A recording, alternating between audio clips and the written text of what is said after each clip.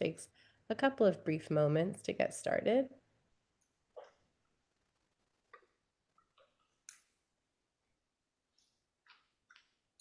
All right, all set.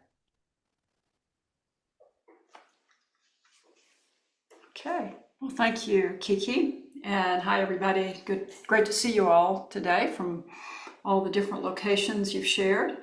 And if you don't know, I'm from Nashville, Tennessee, and I've taught a few retreats at Big Bear, and I've attended some retreats there, so I have some real familiarity with the lay of the land and the organization. And I have a group here in Nashville called One Dharma Nashville. That's why you see the name on there. I forgot to change the name. But anyway, so this is Lisa. But so I have a Sangha here, and we meet, several times a week, have different things going on.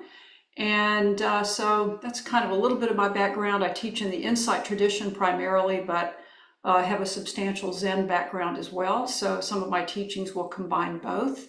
And but primarily currently in the Insight tradition. So what we're going to do is begin with a guided practice, and we'll go till, about 2:30. So we'll do guiding and then some silence. And then after that, I'll have a Dharma talk, and we'll have a chance to chat. So if you want to go ahead and just get comfortable, settle into your meditation posture, we will begin the guided and silent meditation. And so finding a comfortable posture with the feet on the floor, and allowing the eyes to close gently, or just lowering your gaze, whatever feels most comfortable for you. And bringing attention to the breath. And just noticing the in and out movement of the space between the breaths. So what we're doing here is feeling the breath itself, feeling the movement of the breath, feeling it moving in and feeling it moving out.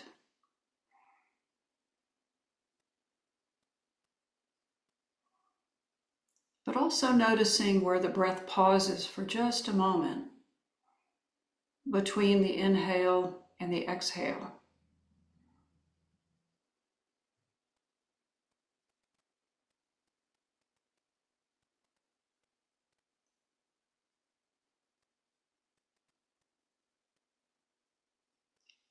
And so what happens is, as we begin to notice space between the breath, we can also notice the space around our bodies.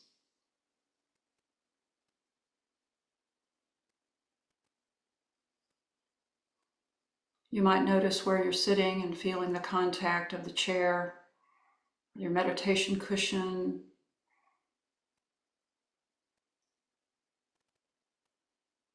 and also feeling the spaciousness around the body.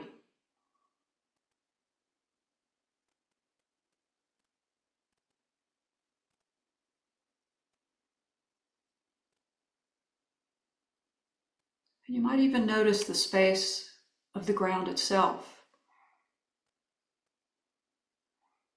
In one way, it's solid. You might notice that solidity. But you might also notice that there's a spaciousness there nonetheless.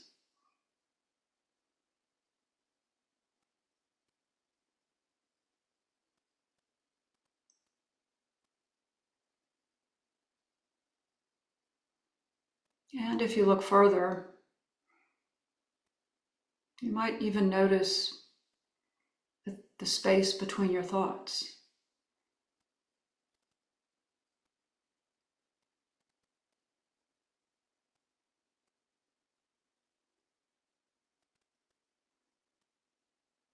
Often we notice the things, the thoughts, the sensations, but we might miss the spaciousness that is also present, always present, the spaciousness of awareness.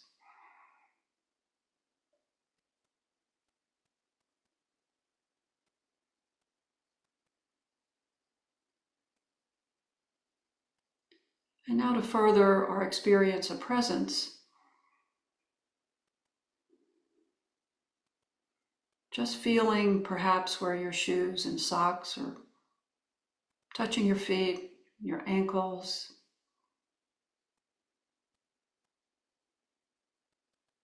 feeling where your hands are resting, maybe touching one another, touching your lap.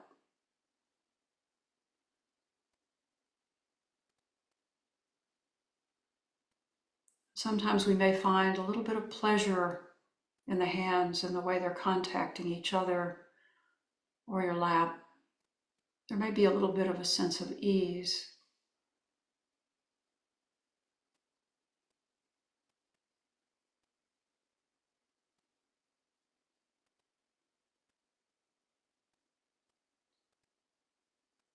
And even in noticing the sensations, you might notice the sensations are not solid or fixed. And there is some spaciousness there, some movement of sensation.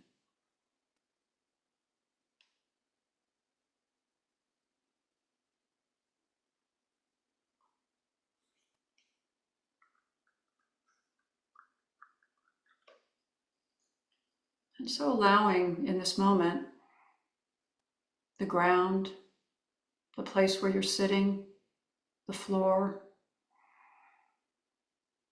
to hold and support your body without needing to do anything.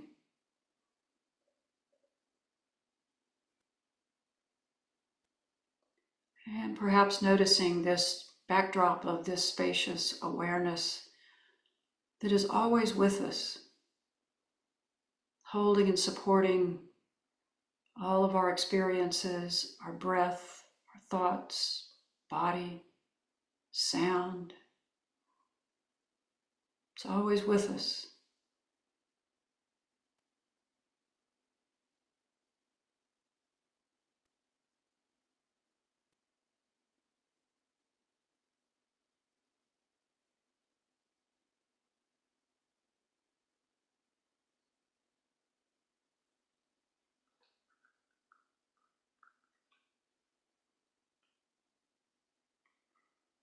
And can you notice this kind of grounded presence, both the areas of the body that are being in contact with the ground, the chair, the areas of the body that are not making contact, but just held in space.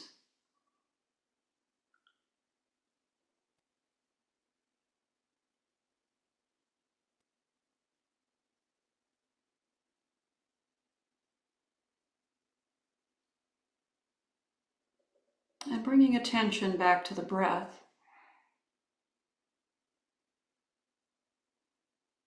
noticing the movement of the breath in the body.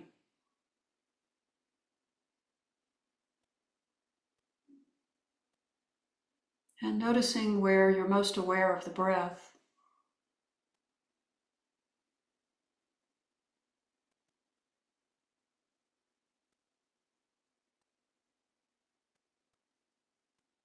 And just noticing whether the breath feels a little bit tight or easeful.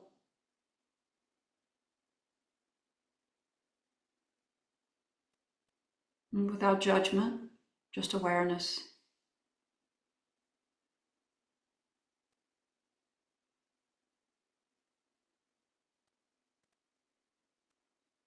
And noticing if there are any other sensations in this central part of the body.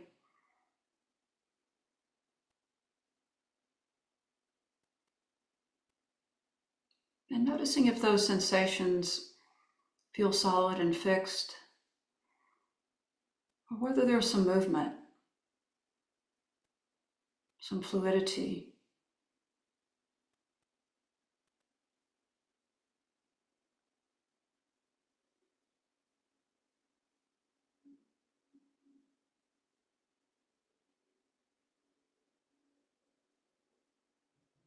And when we bring our awareness to these experiences, they often change a little bit.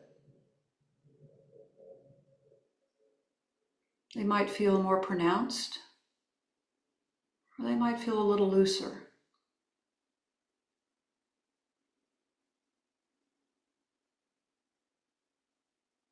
And so just resting in this,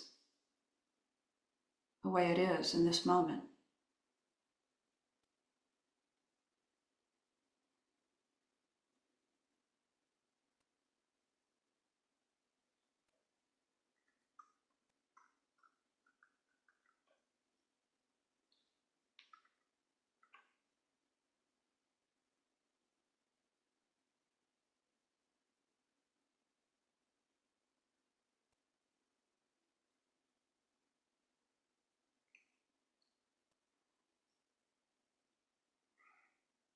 And now seeing if there's a place in the body where you can gently allow the awareness to rest.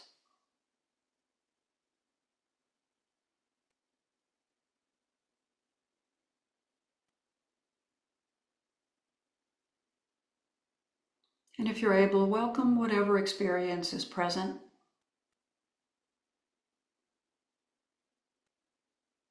Whether it's physical sensation, emotion, sound.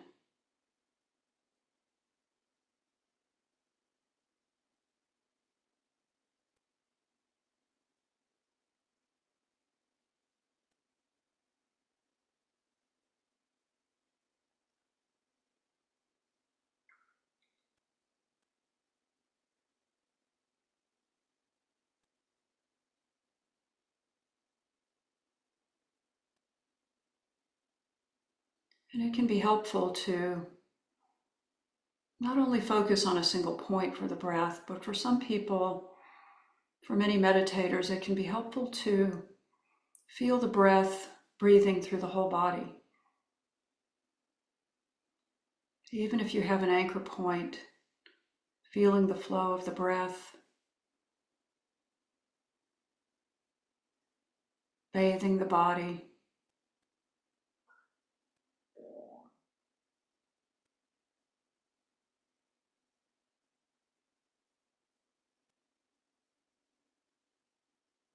Allowing the center of gravity to begin to move further from the mind and the thinking and into these felt experiences of being present.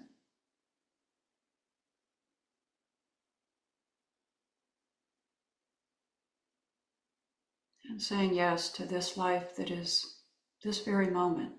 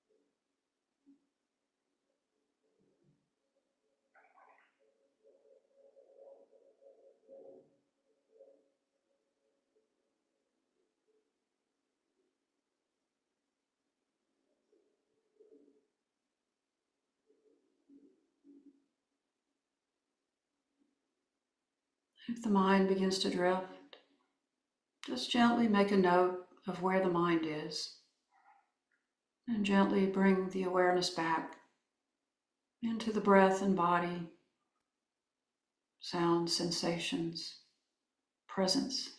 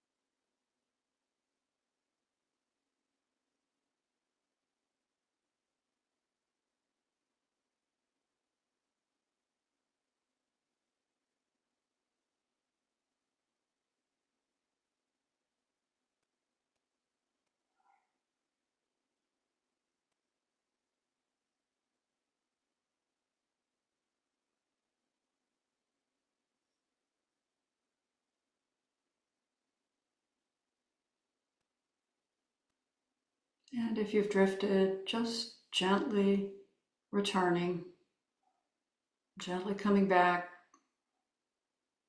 to the tangible experience of being present in this very moment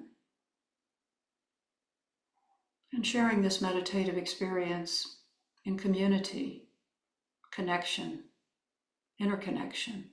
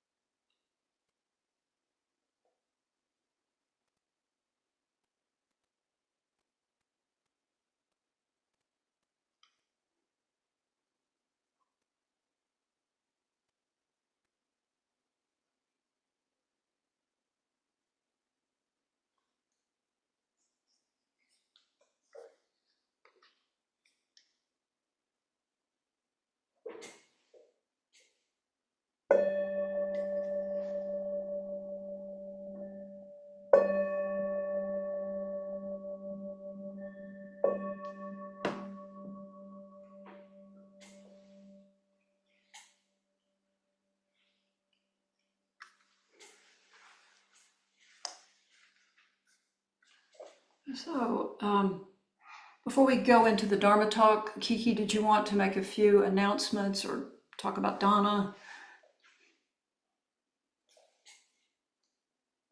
Yes, thank you. How quickly it escaped my mind. I just want to, I can say in more detail later, but I did want to connect you all with one of the offerings that Lisa has at Big Bear Retreat Center coming up, the Brilliant Weave of the Brahma Viharas and Emptiness that she'll be teaching with David Cabrera.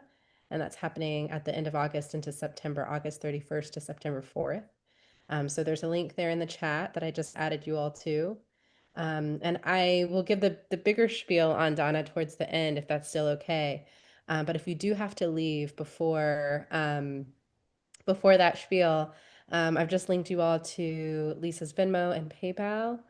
Um, uh, and those are accessible or available to you. Um, yeah, I'm like, do I give the spiel now? I'll give the longer spiel later, but I'll say that if you're new to this practice, Donna is a practice in generosity. So Lisa is here offering her time and her energy for free. And so the exchange that is available to you, if you should choose, and if the resources are available to you, is to just sit with a good way of thinking of it is sitting with what have I received from this experience and how have I benefited from this? And you can then offer an exchange as well. So again, I'll say more later, but that's just a little bit there. So all of that information is there in the chat now, and I'll put it in the chat at the end as well, just so that it's easily accessible. All right. Thank you, Kiki. Okay, everybody. So, what I wanted to talk about for my Dharma talk today is inner and outer joy in challenging times. And I really think, and this is something that the Buddha taught, that really for our practice to grow and deepen, we do need to cultivate joy in our lives and understand how we can cultivate joy in different areas, and to remember that, because a lot of the teachings focusing on suffering and addressing suffering, which is really important. But there's also the aspect of really cultivating joy. And of course, we can begin, there are times when we actually can cultivate joy through the practice of addressing suffering. But there's kind of a rhythm here, and there's some specific teachings, that the Buddha offered around joy. And in particular, if you look at the 7 factors of enlightenment, I'm not going to go into the whole 7 factors right now. I'm just going to cover the ones that are related to joy and ease. And Buddha really said that these qualities are essential to awakening. So we do want to really bring some focus and energy to understanding how we experience it and how we can cultivate it, and maybe what's blocking it as well. And this helps us too, just to hold more space for difficult times. When we still are able to come to joy, we have more space in our hearts and our minds to have some steadiness and ease in the midst of many of the difficulties that many people are facing right now. So it's that remembering, and that cultivation that can be so valuable, even in the midst of difficulty. And it's not to push it away or to ignore what's happening in the world, but to know that we do really benefit from bringing and cultivating joy into our hearts. And so I wanted to talk about 4 qualities that are related to joy and ease, just to start the talk. And the first one, is piti. And this would be the most physical quality of joy. And it's often described as a fullness of being, rapture in the body and mind, especially when it's infused with attention and awareness. And so piti is a physical experience of joy. And it also comes about in practicing the jhanas, and I'm not going to go into the jhanas, but those are the bliss states that occur when we're deeply concentrated. And piti is one of the early experiences of that. So if you've ever felt your body infused with energy and joy, that's really kind of the result of concentration. And then the next one is sukha. which is ease and relaxation, and it's not as tied to the physical experience of joy. It has a little more steady quality to it, but there's still a tangible sense of ease and joy. And it can also have a quality of relaxation. And then the next one is tranquility. And that really refers to a state of mental calmness and serenity that is free from agitation and distractions. We could look at it as well-being and ease. And there's also a quality of letting go in this experience of tranquility. And so it's a little more subtle. You know, these qualities kind of go from more material to more subtle. And then the final one is equanimity. And that's one of the harder ones to understand, and yet it's a really foundational aspect. And it's a state of mental balance and even-mindedness, and it's one of the four Brahma Viharas, the divine abodes, part of what my and David's retreat is about. It's a quality of mind that allows us to remain calm and steady without being overwhelmed by external circumstances or reactions. And it's important to note equanimity isn't indifference, but a deep understanding and acceptance of impermanence. And so it gives us a balanced and compassionate response to life. And so in my early studies of Buddhism, I thought I needed to eliminate all sense of excitement or external pleasure and try for equanimity. But I didn't understand equanimity. I thought it was like this emotionless, almost flat experience. And so because I didn't really understand it, I was always trying to tamp down anything I was feeling. And I was trying to be as unperturbable as possible. And what happened is that people would joke, and I was very young then, and I wasn't anywhere near to beginning to practice this really, but they would say things like, oh, Lisa's such a Buddha. She's just so calm all the time. And little did anybody know that underneath all of that was the exact opposite. But I was doing my best to conceal it because I thought that's what I needed to do to be a good practitioner. And so I understood in my mind that excessive joy and excitement might lead to disappointment or crashes. So I kept everything really even. But one time I decided to sign up for a yoga retreat in the Bahamas. And I had this unavoidable feeling of excitement. You know, I was just so excited. This was really before I was sitting and practicing very much in the Buddhist traditions. I was a little bit, but I was really doing more yoga, Hindu practices. And so I went to this place in the Bahamas and I had found it a brochure. This was a little bit before the internet. So it was a picture in a brochure, you know, and it was, I think, in Nassau, and it looked like this amazing place. So I was really excited to go, and I couldn't help but be excited, you know, and even though I was trying to tamp it down, and I was really looking forward to it. And I think that there was some inner wisdom in that excitement and looking forward to it, but I didn't know what the reality was going to be. And so when I got there, when I arrived at the resort, I had an experience of the exact opposite of what it was supposed to be. So the place was it was really a dump. I mean, it was kind of like falling apart, and it hadn't been kept up.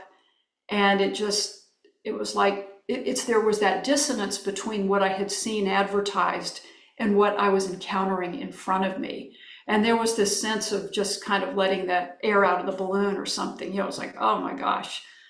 And so I went into this place, and there weren't many people there. There was just a handful of people. And I just felt this sense of dissonance, you know, from the excitement to what this was. And there was almost this opposite of dropping down into a sense of despair almost, like, what have I gotten myself into?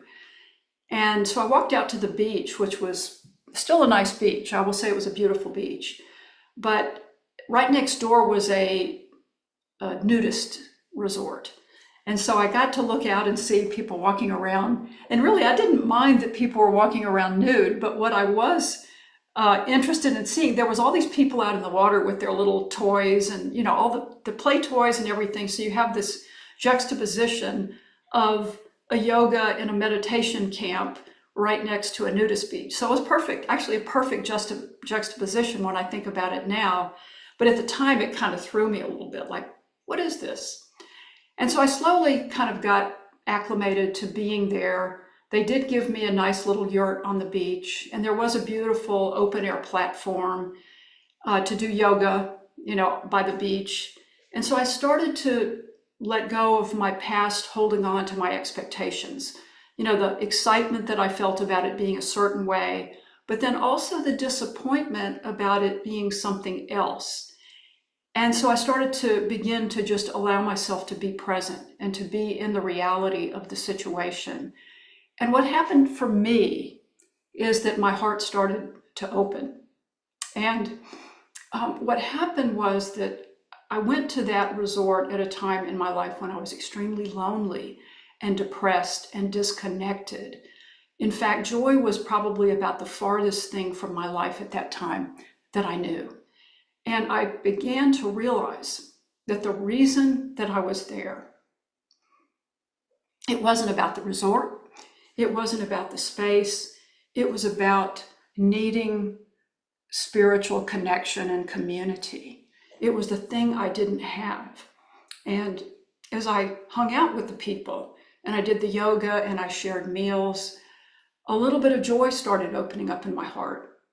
A sense of connection, a sense of being with what it is, being with this moment. And slowly, my heart started to open and I started to find joy with community. And what I began to see was that what I really needed was community. And I think my heart led me there for that reason. And the external manifestation it didn't really matter. And when I got home, I really listened to my heart because I felt the joy from having something that I needed that I didn't know I needed. And I connected with a meditation community. It was where I started my meditation in Zen. And it took me a lot of nerve to do it, but knowing that's what my heart really needed. And so it was almost like moving this transition from this excitement and expectation of what I thought it should be to coming back to presence and then finding what my heart really needed. And then out of that response opened my heart to joy. And that was really the beginning of the path for me. And it was incredibly important to me. And then from there, of course, I could cultivate the aspects of the path and of meditation that really opened the door to me and began to help me to understand how I could cultivate joy in my practice as well as in my own life. And so I think sometimes in our practice, we experience moments of releasing our agenda. Many people, especially those of you who have practiced for a while, you might know those moments where you might have an expectation that you bring to your meditation or some desire for something to be a certain way. And then as you sit, you find the joy of renunciation, the joy of letting go of what you thought it should be or what you thought your experience should be. And suddenly a kind of joy opens up into the heart of just allowing the moment to be what it is in those moments when we feel safe enough and feel capable of just letting go and opening our hearts to this moment. And there can be such a joy in that, as Buddha taught about renunciation. A lot of times we think of renunciation as something like giving up something that we really care about, maybe letting go of sugar, or, we think of renunciation in one way, but sometimes renunciation is just renouncing our demands for the moment or our expectation for a moment, and something else opens. And so I wanted to read this from James Baraz. It's a quote. He specializes in joy, so I thought I'd read this. People often come to my classes with ideas of what joy is supposed to look like. A complaint I sometimes hear is, I'm trying really hard to be joyful and it's not working. That kind of efforting to be joyful only leads to frustration. Instead, I recommend that one simply begin to notice moments of feeling okay. If you tend to have a life filled with intense drama, I often suggest being aware of moments when you're not miserable. That's a good start. We find what we look for. Neuroscience called this phenomenon the brain's confirmation bias. Your brain tends to see what it believes to be true and misses whatever doesn't confirm its hypothesis. If you don't think you experience much true happiness because you're holding an image that it should be a peak experience of ecstasy, like I did when I went to this yoga center, you'll probably be confirming that belief.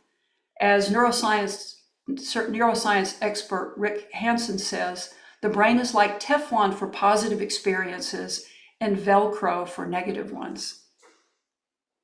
And so I think a lot of us can probably relate to that, right? The sticky things tend to be the difficulties. And sometimes if we can just see moments of okayness, moments when we're not suffering, moments worthy of appreciation, then we open the channel to true well-being. And the more we notice and make that, and we take it in, we see that as a reality, the stronger the flow of true well-being can naturally become, not through force, but through wise attention. And so when I first started my meditation practice, I struggled because I was still in a lot of depression. And what I found was really helpful to me were these moments of just okayness. Question, am I okay in this moment? You know, sometimes right now, a lot of people feel very, very destabilized. And sometimes we just have to stop and ask ourselves, am I okay in this moment? How is it for me in this moment? And sometimes that alone can begin to settle the heart and begin to open the heart to a greater well-being of joy. And then we can connect more fully to our immediate experience. And so finally, I just want to offer one other point about joy. And, you know, if we look at the Brahma Viharas, the heart practices, there's so much about joy in there. Metta is the joy of giving love to ourselves and others. As we cultivate loving kindness, there can be a depth of joy that arises out of this kindness. You know, as we begin to open our hearts to our own care and kindness, we can begin to feel a quality of joy. And another one is sympathetic joy. That is a joy of appreciation for the well-being of others. And that's when we can really open our hearts and begin to wish well to others who are having good fortune in their lives. And that appreciative joy, of course, comes back to us. And sometimes we have to really cultivate that through an intentional practice. But both the metta, the loving kindness, and the appreciative joy really can open our heart to joy that comes through the realm of the heart spaces and the heart states. And so we can deepen our joy. And so there's not enough time to talk about that during this session, but many of you are familiar with loving kindness, probably in the practices that we can do to open the heart deeper to joy. And so I just wanted to share one final little poem, a quote from a wandering Japanese, I believe a Japanese monk, yes, right, called Ryokan. And this is his poem. My house is buried in the deepest recesses of the forest. Every year, ivy vines grow longer than the year before, woodman's singing rarely reaching through the trees. While the sun stays in the sky, I mend my torn clothes, and facing the moon, I read holy texts aloud to myself. Let me drop a word of advice for believers of my faith. To enjoy life's immensity, you don't need many things. And so this is speaking to the joy that's available right here in this moment, in this life. And sometimes we have to turn toward it and begin to look for it, as James Baraz says. And I'll read that quote again. A lot of people, this really sticks with people. The brain is like Teflon for positive experiences and Velcro for negative ones. So we want to orient that brain toward the Teflon, or move it toward the positive experience, so it's not just like Teflon. We can actually begin to really cultivate it and open our hearts. So I will close my talk there, and I am happy to either answer questions, or if you want to, raise your hand, or if you'd like to just ask a question in the chat, you're welcome to do that too. So I'll just open it up. There was one question in the chat actually about the text that you read and where that was from. Is that the text of, was James Baraz? Was that it? Or was it the or the quote? Let's see, Jennifer, if you want to clarify. Yes, the one by James Baraz, it's seeming. Oh, okay. I think it's from his book, Awakening Joy. I'm pretty sure. If you look at that book, I think you could find it there. So, okay.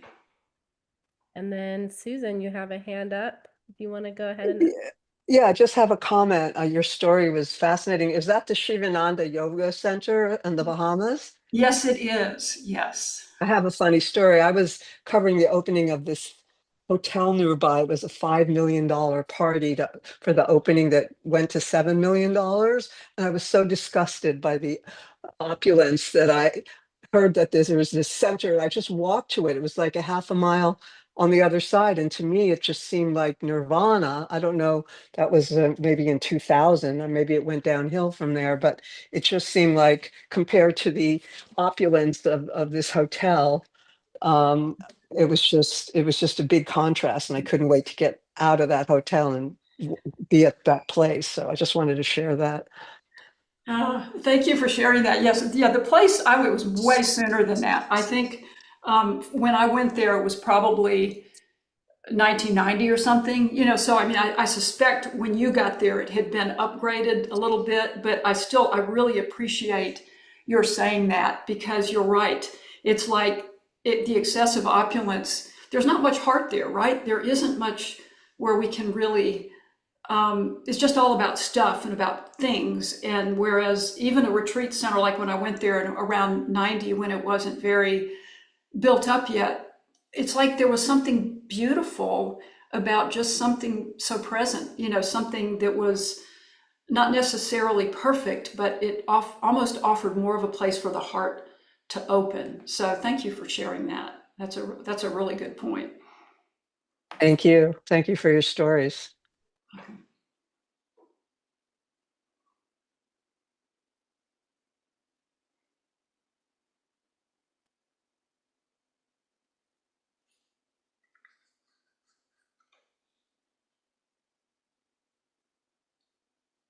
Anyone else have a question or comment? We still have a little bit of time.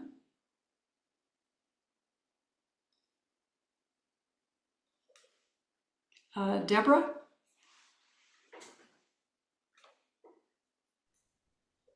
Hi. Um, I guess for me personally, the word joy feels over the top in my experience. Um, and it's more like I've been aiming for just not awful.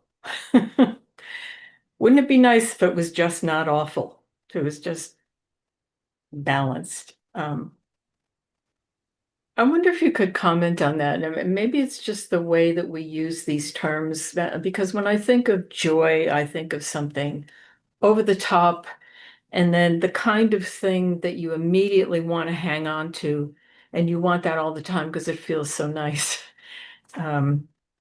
as opposed to a more that spirit of equanimity that seems to, at least to me personally, to be a more useful way of thinking.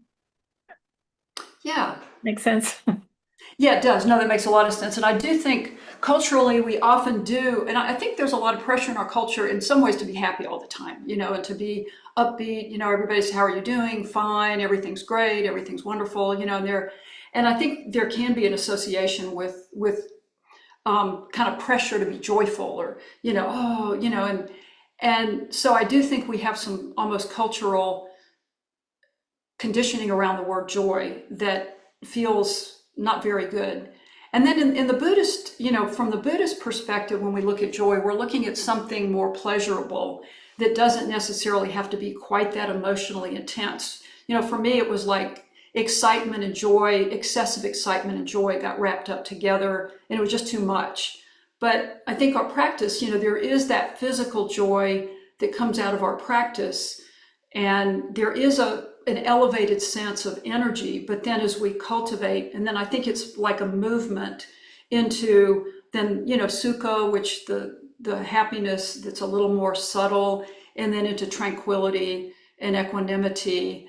And so I think it can be a point of recognizing we can be infused with joy and our heart may be open, but we don't want it to be like an ungrounded joy that just keeps us in a mental state. I found that when I used to have that kind of ungrounded joy, that there would be a lot of ups and downs. It was only when I began to experience a more connected kind of joy that had more ease to it that I began to move into the more subtle or more refined states. So yes, I think you're right, and I think that was my problem in the beginning, was that I was wanting the joy to be all encompassing, and it didn't really work so good. So I do think the subtlety of it is something we have to kind of work with a bit. So yeah, thanks. Let's see, we have a question from Vanessa. How do you stay present when your mind is in panic or crisis? It seems impossible to do. What to say to the mind to deal with it? That is such a good question. And there are times when we just can't fully stay present, when we're truly in a traumatic panic or crisis, other than sometimes we just note. Sometimes it's really just a noting of this is what's happening in this moment, just enough to be aware of what's happening. And sometimes if we can begin to see it with a little bit, we see what's happening, sometimes the reactivity can let up a little bit. But sometimes, we've just been hijacked, just hijacked by the intensity of fear. And the mindfulness piece isn't so much to try to eliminate it as just to begin to see it, see the roots, see where it's arising. And sometimes then through our practice, through awareness, we can begin to break out of the intensity of that conditioned pattern. Sometimes it's not that simple, and we may have to find other methods of just being grounded, like feeling your feet on the ground or doing a little bit of walking, even just pausing and taking a few breaths. But we can't always stop it other than just to having moments of presence. And I do think with time, that gap or that awareness can get a little wider, but it's like something we have to keep cultivating, because there are times when we just can't do it, and sometimes we have to just be compassionate. And what I often say is there's three things, and it comes out of the teachings of the Buddha. So the ultimate is to meet our experience with wisdom, to see things as they truly are. And if we can't meet our experience with wisdom, meet it with compassion. And so there are times when we're feeling overwhelmed, we can't quite really be fully present. We meet that experience with compassion and kindness. And then sometimes we can drop down into presence. But finally, if we can't meet it with wisdom or compassion, the wisest thing we can do is simply to meet it, to use distraction and diversion as skillful means. So believe it or not, distraction and diversion can be skillful means when we're simply overwhelmed. Let the mind go someplace else for a little while until we can come back, and maybe then try again, meet with compassion, and then slowly compassion can move into wisdom. And so finally, okay, I have a question to read the poem again, which I will do, and then we'll wrap it up with that. So yes, I love this poem too. And so it's Ryokan, and I'll put it in the chat if anybody wants it. So, my house is buried in the deepest recesses of the forest. Every year, vines grow longer than the year before. Woodman's singing rarely reaches me through the trees. While the sun stays in the sky, I mend my torn clothes. And facing the moon, I read holy text aloud to myself. Let me drop a word of advice for believers of my faith. To enjoy life's immensity, you don't need many things. So I will put that in the chat for everybody. And Kiki, I'll hand it back to you for some final words on Donna. Yeah, thank you so much, Lisa. I'm so grateful for this chat. I feel like talking about the practice of joy, particularly in moments like this that we find ourselves in that feel pretty impossible to be with at times, is so incredibly essential. And so I'm so grateful. Um, Folks who are still hanging with us, thank you for being here.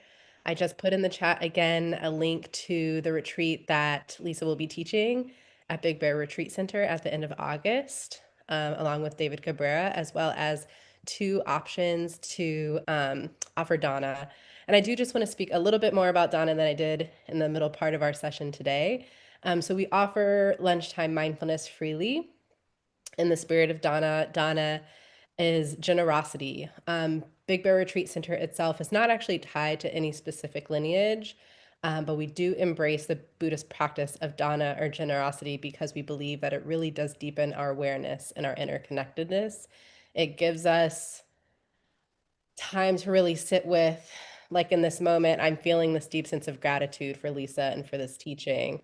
And it allows us to then be a part of an exchange, this exchange that's been going on for thousands and thousands of years, of teachings being offered and people receiving those teachings and offering what they can of their time, of their money, of food, of their presence. So the teachers come and they offer these teachings and they offer meditation freely. And if you feel that you have, in fact, benefited from this experience, we invite you to donate.